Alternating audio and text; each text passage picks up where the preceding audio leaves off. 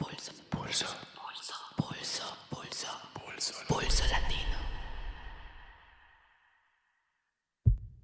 Caminhos Latinos.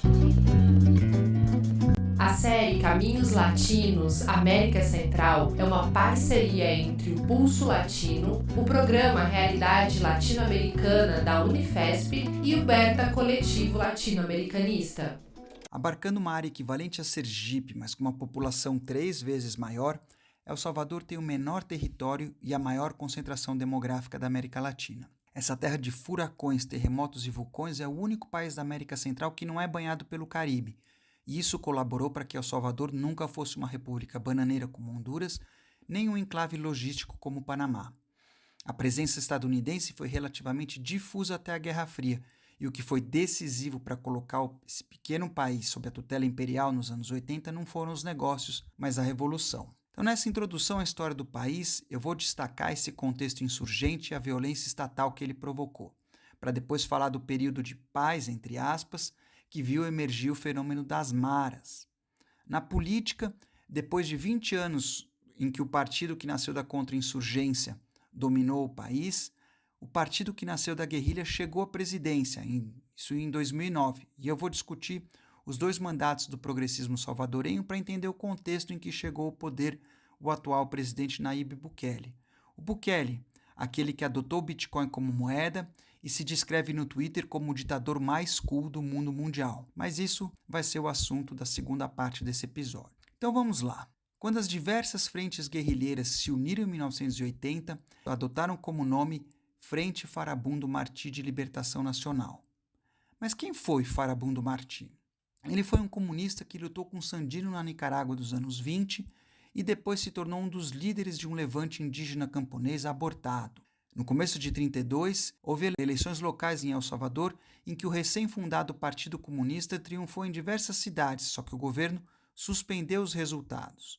No ocidente do país, que é uma região marcada pela presença indígena e pelo café, a frustração eleitoral se somou às múltiplas privações agravadas pela crise de 29. E foi então que, instigados pelos comunistas liderados por Farabundo Martí, se preparou uma insurreição popular.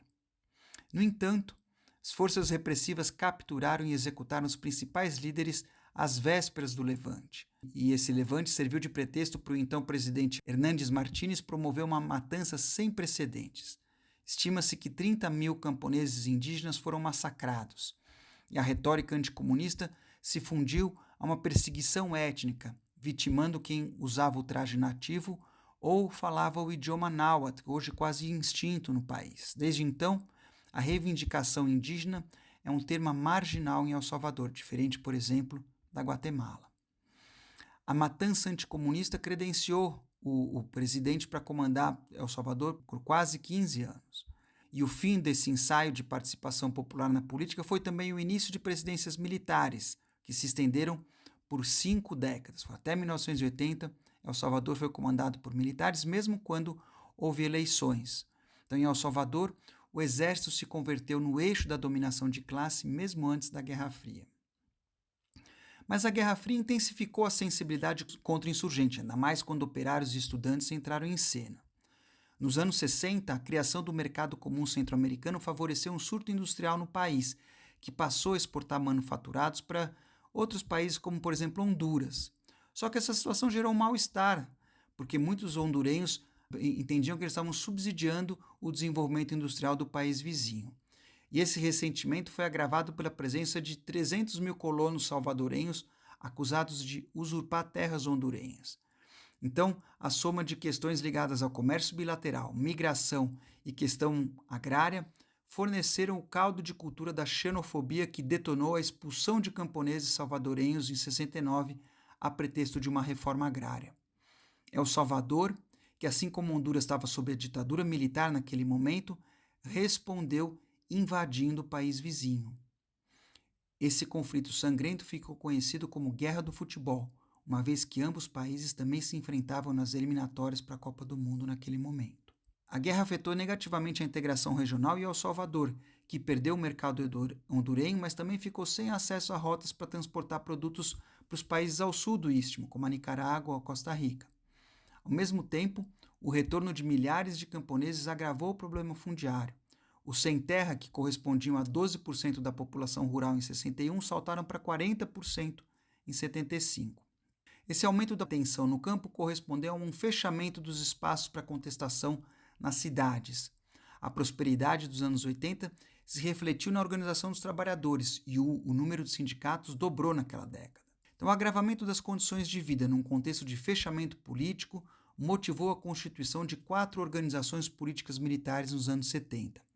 Esses grupos começaram como células de guerrilha urbana, mas logo se articularam a um poderoso movimento popular, potenciado pela Universidade de El Salvador, a Teologia da Libertação e o comunismo. No meio rural, o trabalho político da militância católica seria fundamental para sustentar a luta armada nos anos 80. Essa vinculação das organizações guerrilheiras com o movimento social é crucial para compreender a força do movimento revolucionário em El Salvador.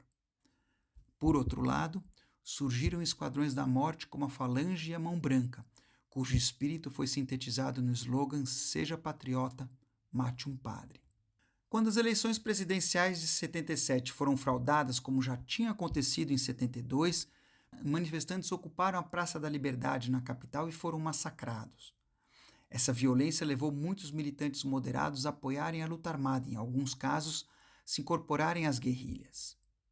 A situação do país se incendiou com um triunfo sandinista em julho de 79. Como se dizia, se Nicarágua venceu, El Salvador vencerá e Guatemala seguirá. Em janeiro de 80, uma passeata reunindo 200 mil pessoas em memória do massacre de 32 terminou com 49 mortos. 2 meses depois, o arcebispo da capital, Dom Oscar Romero, foi assassinado enquanto celebrava uma missa. Romero tinha sido nomeado por Roma justamente por suas posições conservadoras, mas ele tinha se tornado das pessoas que denunciava o terrorismo de Estado que estava acontecendo. Esse crime, assassinando Romero, evidenciou que ninguém estava imune ao terror e foi um marco na deriva para a guerra civil. Em 2018, Dom Oscar Romero se tornou o primeiro santo centro-americano. O governo decretou um estado de sítio que autorizou uma feroz repressão no campo, enquanto detenções, assassinatos e desaparição de militantes se tornaram comuns no meio urbano. A brutalidade da repressão formou uma mudança de tática, das manifestações de rua para a greve geral. Em junho, o país parou por 48 horas e no mês seguinte outra greve parou cerca de 90% da força de trabalho em El Salvador. Pouco depois, as organizações políticos militares se unificaram na Frente Farabundo Martí para a Libertação Nacional, FMLN. No fim daquele mesmo ano de 1980, Ronald Reagan venceu as eleições nos Estados Unidos e então a dirigência revolucionária decidiu acelerar uma ofensiva para tomar o poder antes da sua posse. A investida aconteceu em janeiro de 81, só que dessa vez a eficácia da greve foi limitada e não aconteceu um levante geral como na Nicarágua. Parte do movimento social tinha sido dizimado pela repressão, que matou 13 mil pessoas só em 1980, enquanto muitos outros tinham se incorporado à guerrilha. Apesar de impressionante, a ofensiva foi incapaz de tomar o poder e a guerrilha recuou para as zonas rurais. Esse deslocamento parecia condenado, já que El Salvador é um país pequeno, densamente povoado e não tem um refúgio natural como a Serra Maestra em Cuba ou as Segóvias na Nicarágua. A insurgência não podia contar com fronteiras amigas, já que a Guatemala e Honduras também tinham regimes repressivos. Mas contra todas as probabilidades, a insurgência se adaptou e sustentou um conflito militar que se estendeu até 92. Por outro lado, a sustentação política, econômica e militar dos Estados Unidos atingiu níveis inéditos. Entre 80 e 89, o governo imperial gastou entre 1 milhão e 1,5 milhão de dólares por dia tentando derrotar a FMLN. Nos primeiros anos de guerra, se produziram diversos massacres perpetrados por esquadrões especiais treinados pelos Estados Unidos. Em dezembro de 1981, o famigerado Batalhão Atlácat assassinou 989 pessoas no povoado de El Mozote, a maioria das quais eram crianças, no maior massacre da América Latina sob a Guerra Fria. Entre 1980 e 1982, registraram-se mais de 42 mil mortes num conflito que matou mais de 75 mil pessoas, além de 8 mil desaparecidos e quase 1 milhão de refugiados numa população que, na época, era 25 vezes menor do que a brasileira. Em paralelo à guerra armada e assessorada pelos Estados Unidos, a potência imperial impulsionou uma reforma política que resultou em eleições para uma Assembleia Constituinte em 82. Por sua vez, a Assembleia nomeou como presidente provisório o organizador de Esquadrões da Morte, Roberto D'Abuisson. Assim como os Estados Unidos, esse ícone da direita salvadorenha tinha uma mão no gatilho e outra no voto. Foi D'Abuisson que fundou em 1981 a Aliança Republicana Nacionalista, ARENA, com o objetivo de unir militares e oligarquia na cruzada anticomunista. E esse partido foi o principal partido da direita salvadorenha até a ascensão do Bukele. Então, ao longo dos anos 80, esse partido da contra-insurgência foi se metamorfoseando em partido do capital. Em 89, a ARENA adotou o mesmo slogan da campanha contra a extensão do mandato do Pinochet no Chile, numa campanha que aconteceu em 88. Né? O slogan era La Alegría ya viene. Esse partido conquistou a presidência e convocou conversações de paz. Mas a arena tecnocrática e neoliberal não renegou seu passado. O rosto de D'Abuisson continua adornando os escritórios do partido e o hino do partido ainda declara que Salvador será a tumba onde os vermelhos, ou seja, onde a esquerda, terminará. No entanto, muito sangue ainda correria antes da paz. Em outubro de 89, uma bomba matou a direção da federação sindical mais combativa do país, a Fenastras. Em 11 de novembro, poucos dias depois da queda do Muro de Berlim, a insurgência desencadeou uma segunda tentativa de ofensiva final, batizada como Hasta el Tope, ou seja, até o topo. Os enfrentamentos se estenderam por 8 dias e houve centenas de mortos, uma vez que o exército empregou armas de destruição em massa nas cidades. No Brasil, o sequestro do empresário Abílio Diniz naquele mês pretendia levantar fundos para a guerrilha salvadorenha. No dia 16, um comando militar assassinou 6 sacerdotes jesuítas na Universidade Centro-Americana, a mais importante do país, além de uma colaboradora e a sua filha. A repercussão internacional desse crime transformou o alcance limitado da ofensiva numa derrota ética dos repressores. A ofensiva não tomou o poder, mas atingiu o objetivo velado de incidir nas negociações que culminaram nos Acordos de Chapultepec em 1992. Diferente da Guatemala, a FMLN manteve a capacidade de iniciativa militar e controlou porções do território até o fim do confronto. Isso, é claro que foi insuficiente para mudar a estrutura do país, mas propiciou avanços efetivos na desmilitarização do Estado e da sociedade. Por exemplo, não houve mais estado de exceção no país até o governo Bukele. Convertido em partido, o FMLN se tornou a segunda força política do país, mas as campanhas de amedrontamento da direita que controlava o Estado, a mídia e as principais instituições, somadas às divisões internas do FMLN, impediram uma vitória presidencial que só foi acontecer em 2009. Mas além da trajetória eleitoral, o poderoso movimento popular que escorou o FMLN no passado se dissolveu entre ONGs e maras, enquanto a taxa de sindicalização minguou. A gente pode dizer que o neoliberalismo drenou a água do peixe da esquerda. Enquanto isso, a Arena governou o país por 20 anos, entre 89 e 2009. E nesse período, se modelou um neoliberalismo salvadorenho, que produziu um país maquilador, criminoso, mercantil e dependente de remessas.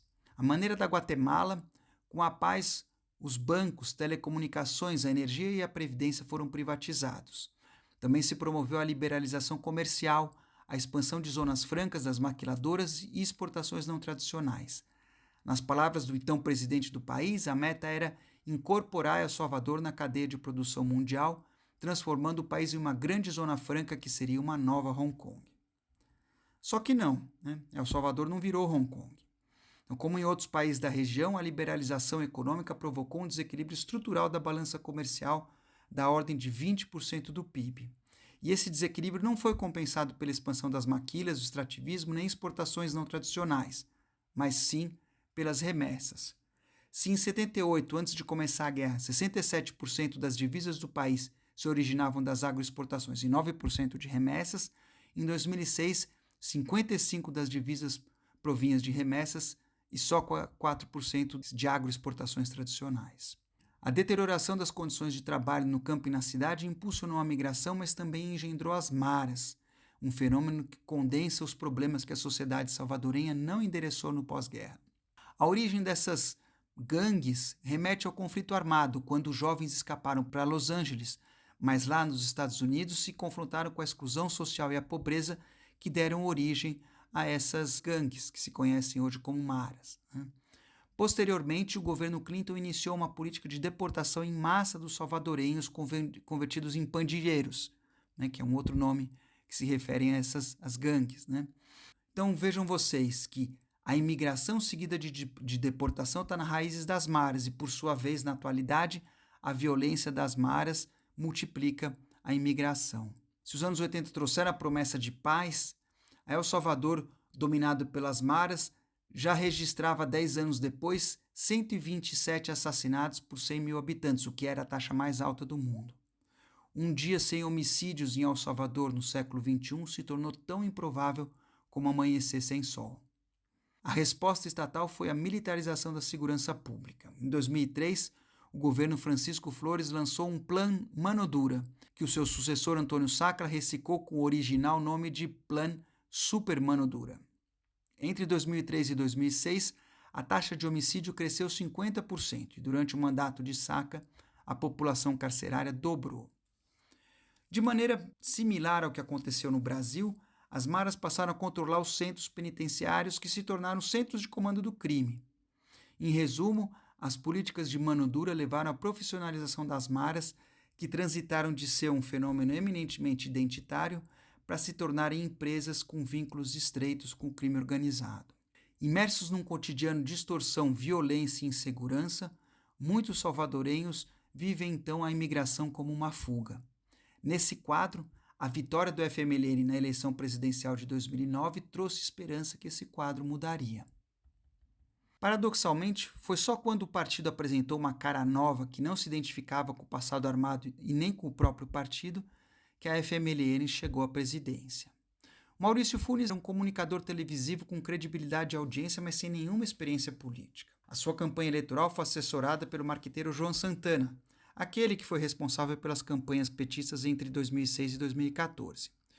Mas em El Salvador, prometer que a esperança venceria o medo tinha um significado bem concreto, já que a demonização da FMLN era o último recurso da direita para tapar sua impopularidade depois de 2 décadas de neoliberalismo. Então Funes representou a versão salvadorenha do progressismo latino-americano. O seu governo adotou várias políticas sociais, embora o progressismo salvadorenho dispusesse de recursos limitados, já que não foi um grande beneficiário do boom das commodities. Na realidade, Funes herdou contas públicas comprometidas e a situação se agravou ainda mais pelo impacto da crise de 2008 nas remessas enviadas ao país. Crise nos Estados Unidos significa também crise para El Salvador porque diminuem as remessas. Por outro lado, o governo do FMLN não primou pela transparência e enfrentou diversas acusações de corrupção. Desde 2016, Funes vive na Nicarágua, onde a cidadania concedida pelo governo Ortega o protege dos processos judiciais no seu país. A opacidade também marcou a relação de Funes com os protagonistas da violência urbana. Embora eleito com um discurso crítico à tolerância zero, o presidente mudou a sua conduta quando 17 pessoas foram assassinadas num ônibus no seu primeiro ano de mandato. Funes nomeou militares para dirigir o Ministério de Segurança Pública e a Polícia Nacional Civil, algo inédito desde os acordos de paz. O ministro militar do FMLN, Munguia Payés, defendeu suspender garantias constitucionais para o Exército fazer buscas e prisões, dizendo: vamos aplicar um método de pacificação que é usado nas favelas do Rio. Efetivamente, houve uma queda notável nas taxas de homicídio. A média de 13,86 casos diários em fevereiro de 2002 caiu para 5,07 ocorrências 2 meses depois. No entanto, investigações do jornal El Faro revelaram que o governo negociou uma trégua com grupos criminosos, uma trégua que envolvia a transferência de líderes para prisões menos controladas, uma acusação que o presidente sempre negou. Só que depois de 20 anos de discurso estigmatizante, retratando as maras como um câncer e os mareiros como animais, muita gente interpretou essa trégua como um pacto criminoso com aqueles que extorquiam, aterrorizavam e assassinavam pessoas todos os dias. E isso foi visto como uma traição que pegou muito mal por partido governante. Em todo caso, a trégua se quebrou 2 anos depois e, apesar do desgaste, a FMLN venceu a eleição seguinte, só que com apenas 0,22% de vantagem. E o novo presidente, o ex-guerrilheiro Santi Serem, logo declarou guerra às pandilhas. Após 2 anos de mandato, os indicadores sociais sugeriam que as políticas do FMLN mitigaram a miséria. Mas, do outro lado da moeda, se agravou a militarização da segurança pública e o encarceramento em massa.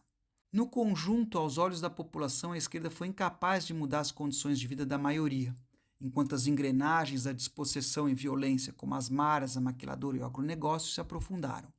Na política, os cambalachos parlamentares, o espectro da corrupção e os traços autocráticos colaboraram para associar o FMLN à política ordinária, até então protagonizada pela Arena. A desmobilização da luta social, o distanciamento das bases, o cerceamento do debate interno, a proteção de dirigentes envolvidos em corrupção, junto com uma política baseada no marketing e cálculos eleitorais, explicam o desprestígio da organização que em outros tempos encarnou a revolução. E também ajudam a explicar como foi possível surgir do seu próprio seio uma figura como Nayib Bukele. Olá, eu sou a Gislaine, integrante do Berta Coletivo Latino-Americanista, e esse é o episódio Eu Salvador, da série Caminhos Latinos América Central. Estou aqui com a Amparo Kim Parducci, que desde 97 é professora do Departamento de Comunicação e Cultura da Universidade Centro-Americana José Simeón Cañas, de El Salvador, a UCA. Amparo, muito obrigada por aceitar nosso convite. Obrigada, yo. Muchísimas gracias por la invitación, Giselle. Para começar, conte um pouco para nós sobre a trajetória de Nayib Bukele. Você acha que a sua experiência como publicitário colaborou para o seu sucesso político? La trayectoria de Nayib Bukele es una trayectoria de un empresario y de un hijo de un millonario del país. Es decir, su padre tenía varias empresas y es parte de las familias palestinas, árabes, musulmanas, de mucha influencia en El Salvador. Entonces Nayib Bukele empieza un empresario desde los 18 años de edad. Su padre lo pone a cargo del área de distribución de motos en el país, particularmente de la marca Yamaha, y también de algunas casas de publicidad que él va a dirigir. Durante un breve tiempo él viene a la universidad, de hecho viene a mi universidad, a la UCA, pero después de un semestre de estudio ve que eso no es lo suyo y se dedica específicamente a este tipo de trabajo. A mí me parece que en efecto él tiene una mentalidad muy de empresario, muy de, digamos, no son las normas y las reglas lo que interesa. Si yo puedo conseguir algo bueno, lo voy a conseguir, así sea rompiendo las normas y las reglas. Y por el otro lado, su práctica en publicidad va a ser un aspecto fundamental para la construcción de su imagen como político. Creo que Bukele es en América Latina el político más obediente a las normas y los manuales de comunicación política. Y esto tiene que ver con que él ha probado durante los primeros 10 años de su ejercicio como empresario, que ese manual de comunicación política funciona. Él conoce a la audiencia salvadoreña desde su ejercicio en las casas de publicidad y entonces eso lo vuelve a él un político que puede intencionalmente incidir en la emocionalidad de las audiencias. Bukele começou sua carreira como política no FMLN, que é o partido que emergiu da guerrilha em El Salvador. Hoje ele encarna a extrema-direita no país. ¿Dá para entender ese paradoxo? Muy en contra de esta afirmación que estás haciendo, Gislaine, porque para Bukele no existe ya una izquierda y una derecha. Y esto tiene que ver con la manera como Centroamérica ha venido construyendo este tipo de situaciones. Para él lo que existe es una clase política cínica, que es la clase política que era o de izquierda o de derecha, pero que en el fondo se parecen mucho porque son políticos que nunca han procurado el bien común. ¿Cuál es la prueba para él de esto? Que bueno, que estos políticos, tanto de izquierda como de derecha, nunca hicieron un proceso de reforma fiscal que hiciera que los ricos pagaran más impuestos. Por ejemplo, nosotros tuvimos 20 años de un gobierno de extrema derecha, 10 años de un gobierno de extrema izquierda, la antigua guerrilla, y nunca hubo una reforma fiscal que hiciera que la gente que tiene más casas, por ejemplo, pagaran mayores impuestos. Bukele lo que va a señalar es que esa clase política antigua es la que él de alguna manera supera. Yo lo que diría es que él como buen empresario, es un empresario pragmático. Creo que en América Latina nosotros hemos visto empresarios que tienen mucha plata y que en algún momento le dan plata a un gobierno de izquierda y después le dan plata a un gobierno de derecha porque lo que ellos necesitan es seguir funcionando con su empresa. Entonces, Bukele de alguna manera ha sido esto, es decir, entra como un candidato en la izquierda, consigue sus objetivos políticos, después pasa a un partido de derecha, el partido Gana, que fue el partido político que lo lleva a él a la presidencia, y esto a él no le preocupa, porque él tiene unos objetivos empresariales, vamos a decir así, él tiene unos objetivos vinculados, por ejemplo, a la criptomoneda, al Bitcoin, a posicionar ciertos tipos de agenda que a él le interesa posicionar, y entonces, él no es de izquierda o de derecha. Lo que yo podría sí afirmar, y creo que el presidente estaría cómodo en esta afirmación, es que él es un político conservador. Creo que hay una diferencia, es decir, tú puedes tener gente de izquierda o de derecha conservadora y también puedes tener gente de izquierda o de derecha que tiene un pensamiento progresista. Bukele definitivamente, pues, tiene un pensamiento conservador y por tanto simpatiza con personas de pensamiento conservador, la gran mayoría de las cuales se encuentran en partidos de derecha. Bukele se siente incómodo hablando de matrimonio igualitario, se siente incómodo hablando de interrupción voluntaria del embarazo, se siente muy mal hablando de desmilitarizar una sociedad, por ejemplo. Le parece muy bien que seamos una sociedad profundamente creyente, profundamente cristiana. Estos elementos del pensamiento conservador están muy presentes en el presidente Bukele y por supuesto se siente mucho más cómodo con presidentes como Trump o Milei o Bolsonaro que con presidentes como Andrés Manuel López Obrador o Lula. Sin embargo, ha tenido, digamos, palabras de apoyo hacia Andrés Manuel López Obrador en México. Es decir, no tiene problema en la medida en que esto ayuda a sus negocios, el asunto funciona. Muito se fala da popularidade de Bukele. Ele é realmente popular entre a sociedade salvadorenha e como ele construiu essa popularidade? ¿Es realmente popular? Él. Las últimas encuestas que han salido, de hecho, esta semana, porque él vuelve a ser presidente para su segundo periodo dentro de 3 días, las últimas encuestas siguen mostrando una popularidad que ronda entre el 70 y el 80% de la población, Wow. lo cual es muy alto después de 5 años en la presidencia. Sin embargo, cuando piensas en su partido, en sus alcaldes, en el Congreso, nosotros vamos a tener una popularidad del 30%. Es decir, que aquí hay un elemento vinculado a la construcción de una marca personal. Y ahí contesto lo segundo que me preguntas, es decir, ¿cómo consigue él esta popularidad? Bukele ha pasado 10 años desde los inicios de su ingreso a la política, de hecho ahorita ya serían 13 o 14 años, construyendo una marca personal que pasa por ser un joven, rebelde, al mismo tiempo muy conservador, muy creyente, todo se lo debo a Dios, en una sociedad que además es en general conservadora y creyente, ¿no? Entonces, ese es un elemento clave. Es un joven también autoritario y que respeta profundamente la autoridad, sobre todo la autoridad militar, en una sociedad que es profundamente, digamos que tiene una tradición y una cultura militar muy grande de 100 años. Un elemento clave de su proceso de construcción de marca personal es que, aunque parezca innovador, en realidad la innovación tiene que ver con la manera como construye el espectáculo de la política, más que con una confrontación con las matrices culturales ancestrales y con los valores más tradicionales y conservadores de la sociedad.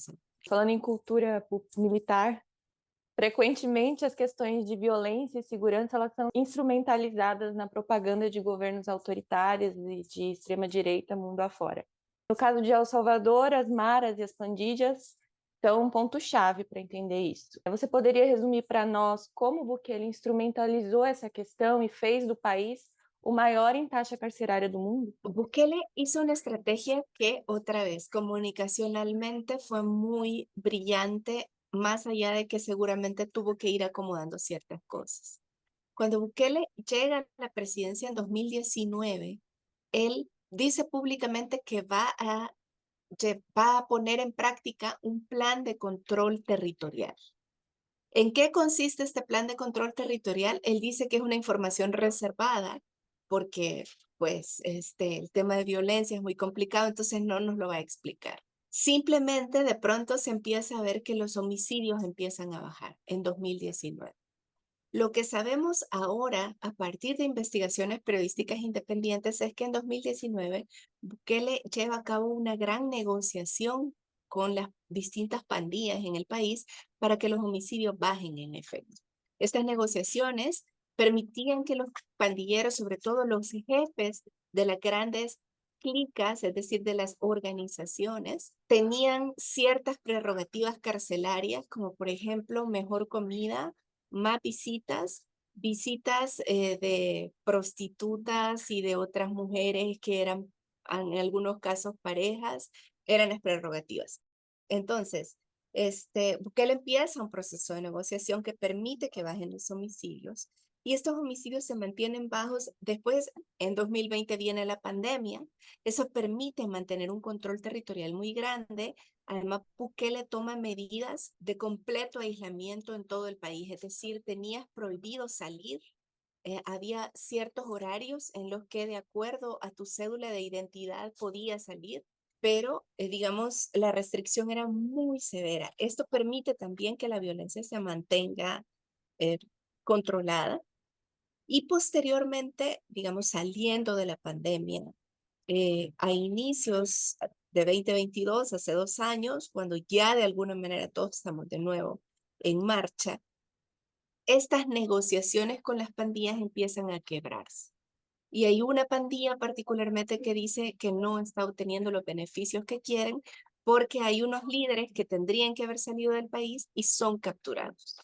Entonces ellos hablan con un ministro, estas grabaciones son filtradas posteriormente a la prensa, ellos hablan con el ministro y dicen, o ustedes nos arreglan esto y sueltan a los jefes, a los líderes de las pandillas, o nosotros les armamos un relajo. Entonces, en efecto, como la negociación se estanca, El Salvador en marzo de 2022 vive el fin de semana más violento desde la firma de los acuerdos de paz, donde más de 80 personas son asesinadas en un país que es del tamaño de una favela, ¿no? Es decir, es un país muy chico. 80 personas asesinadas en un fin de semana es algo exagerado. Entonces, esto permite al presidente Bukele, este cambio en las negociaciones permite al presidente Bukele también cambiar la estrategia que de acuerdo a su presentación sigue siendo el plan de control territorial.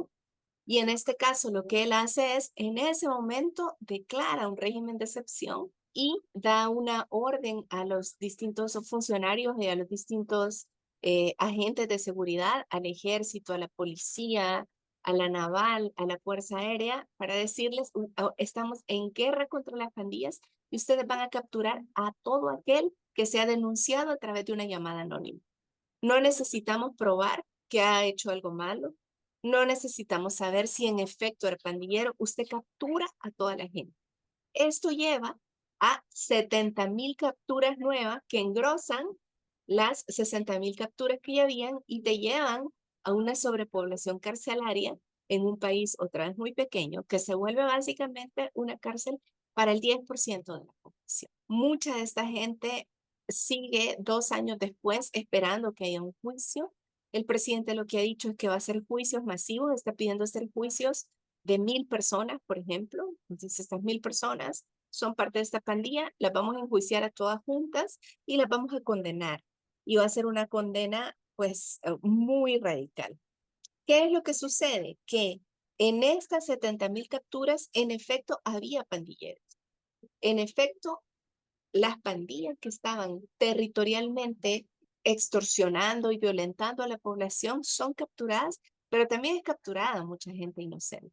Hay mujeres embarazadas cuyos bebés han muerto en la cárcel, ya sea antes de nacer o después de nacer. Hay más de 300 personas con problemas cardíacos, de diabetes, de distintas afecciones renales que también han muerto en la cárcel sin que se sepa realmente qué es lo que está pasando en estas cárceles. Entonces, el asunto es muy complejo porque la gran mayoría de la población dice, pero la violencia se acabó. Sí, están mal esas capturas, pero la violencia se acabó.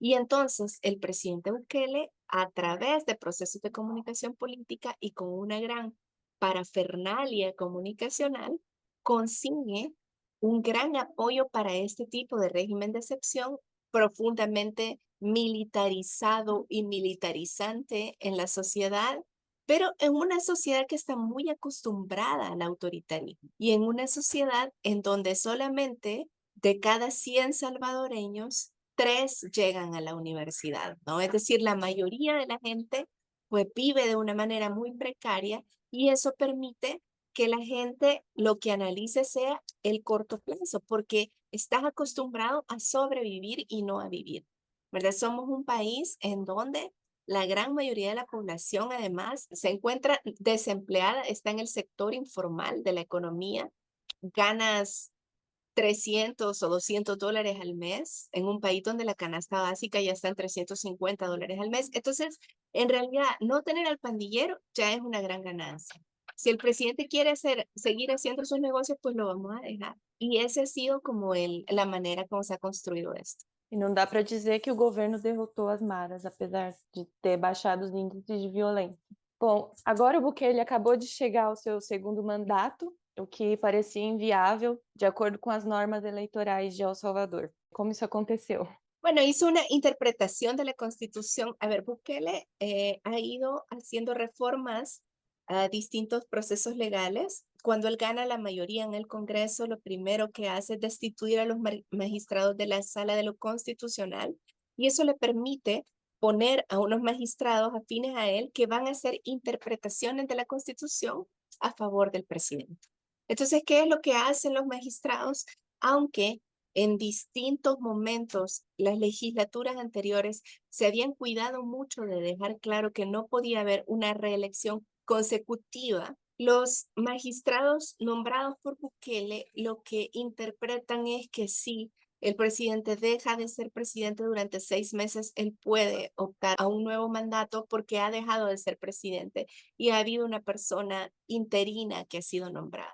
Entonces, esta es la interpretación, es decir, lo que se dice es que no es una reelección, sino un nuevo mandato, porque hay 6 meses en los que él se retira formalmente del cargo. Aunque eso no quiere decir que no siga haciendo apariciones públicas y que no pueda seguir haciendo uso de los recursos del Estado. Bom, Amparo, e se os partidos de base e a burocracia institucional parecem não oferecer nenhuma ameaça real ao atual presidente, onde estão os pontos de fuga? Quem resiste a Bukele e como? La verdad es que justamente esa es una de las grandes fortalezas del presidente Bukele, es decir, que no haya una resistencia formalmente organizada. En general, yo suelo ser muy crítica a Bukele y al mismo tiempo señalar que hay cosas que Bukele ha dicho en las que tiene muchísima razón.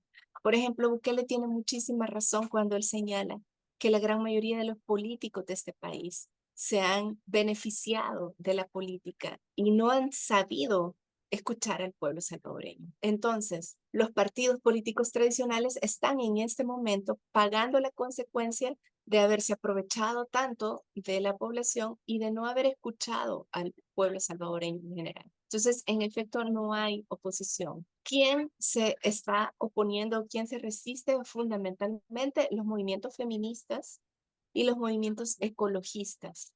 Son los dos grandes sectores que de alguna manera alzan la voz frente a las distintas situaciones que están pasando. Porque otra vez, estamos en manos de un empresario que lo que quiere es construir una sociedad a la medida de los grandes millonarios de este país. Y eso quiere decir, no importan los bosques, no importan los ríos, no importa privatizar un recurso tan fundamental como el agua, porque eso nos va a permitir construir mejores negocios. Entonces, son los movimientos sociales y no los partidos políticos quienes están usando la voz. Y las grandes opositoras en general al movimiento son mujeres, mujeres campesinas, mujeres abogadas, mujeres políticas, de alguna manera son quienes más están construyendo una comunidad crítica frente a un discurso que es un discurso muy totalizante, ¿no? Es decir, Bukele insiste que lo que él está haciendo es una democracia de partido único. Es decir, él está dejando claro que él no quiere escuchar voces críticas ni contrapesos. Y creo que ese es el problema más preocupante. Entonces, esas voces críticas empiezan a aparecer. Y quizá el tercer ámbito en donde empieza a emerger un espacio crítico es en la esfera de lo digital. Es decir, así como Bukele y muchos otros políticos utilizan troll centers, estos net centers donde multiplican y crean tendencia en distintos temas, en El Salvador en este momento hay distintos grupos de algo que podríamos llamar como ciberinvestigación. Son distintos tipos de hackers que están entrando a los espacios de gobierno y están filtrando información y señalando que van a seguir filtrando información mientras el gobierno no escuche ciertas solicitudes que ellos tienen. Ahora, el asunto es que posiblemente el gobierno escuche esas solicitudes y esta tercera fuerza pues no dure demasiado, mientras que me parece a mí que las feministas y los ecologistas sí son movimientos que van a enfrentarse a un proceso largo de resistencia. Para finalizar, pensando um pouco a direita na América Latina como um todo e agora a eleição do Milei, em que aspectos Bukele e Milei se assemelham e se diferenciam? A gente pode pensar algum tipo de aproximação entre os dois? Creo que Milei y Bukele se diferencian muchísimo en el discurso y en el contenido, pero la forma es la misma. Me explico. Es decir, es como que tú tuvieras dos series de televisión y una es sobre un niño mago y la otra es una serie de policías, pero tienen la misma estructura lógica, son series. Entonces, nosotros tenemos a dos presidentes que hablan de temas distintos. Uno habla de la economía y del recorte completo y de echar a todo el mundo en el Estado. El otro habla de las pandillas, en cambio hoy habla de la iglesia y de Dios y de Jesús, y no, habla de sus perros, pero el formato es el mismo. Es decir, ambos escuchan a su audiencia, ambos escandalizan para mantenerse en la conversación cotidiana, ambos son rompedores, parecen venir de fuera cuando vienen muy de dentro de las estructuras más privilegiadas de la sociedad. Es decir, tienen mucho en común y sin embargo aparentemente son profundamente distintos. ¿En qué podemos asociarlos muy rápidamente? En que su pensamiento es profundamente conservador en ambos casos y en que ambos miran que los movimientos feministas y los movimientos ecologistas son lo peor que le puede pasar a América Latina. Muitíssimo obrigada, Amparo. É muito bom, um prazer sempre falar com você. Espero que a gente se encontre por aí outras vezes. No, obrigada. Muchas gracias por la invitación y estamos en comunicación. Perfeito. Un saludo grande a todos los que nos escuchan.